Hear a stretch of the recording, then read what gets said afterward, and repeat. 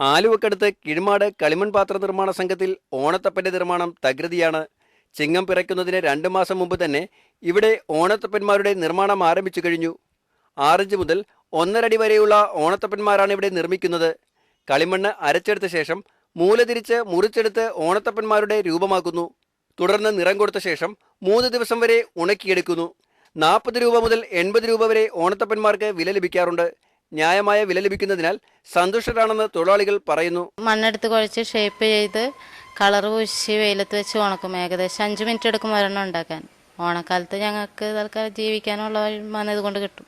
കഴിഞ്ഞ വർഷത്തേക്കാൾ കൂടുതൽ ഓണത്തപ്പന്മാരെ ഇക്കുറി നിർമ്മിച്ചു കഴിഞ്ഞു. 25,000-ൽ പരം ഓണത്തപ്പന്മാരാണ് വിപണിയിലെത്താൻ തയ്യാറായി കഴിഞ്ഞത്. എറണാകുളം, തൃശൂർ ജില്ലകളിലാണ് ഓണത്തപ്പന്മാർ കൂടുതൽ വിറ്റഴിയുന്നത്. നാട്ടിൽ മണ്ണ് കിട്ടാത്തതിനാൽ അന്യസംസ്ഥാനങ്ങളിൽ നിന്നും മണ്ണെത്തിച്ചാണ് ഇവയുടെ നിർമ്മാണം. ഓണത്തോടനുബന്ധിച്ചുള്ള ആചാരങ്ങളും അനുഷ്ഠാനങ്ങളും കുറഞ്ഞതോടെ ഓണത്തപ്പന്മാരുടെ വിപണിയെയും ബാധിച്ചിട്ടുണ്ട്. വീട്ടുമുറ്റത്തൊരുക്കുന്ന ഓണത്തപ്പനും തൃക്കാക്കരയപ്പനും ചേർന്ന് തിരുവോണ ദിവസം മഹാബലിയെ വരവേൽക്കുന്നുവെന്നാണ് സങ്കല്പം. സലീം, ദൂരദർശൻ ന്യൂസ്, കൊച്ചി.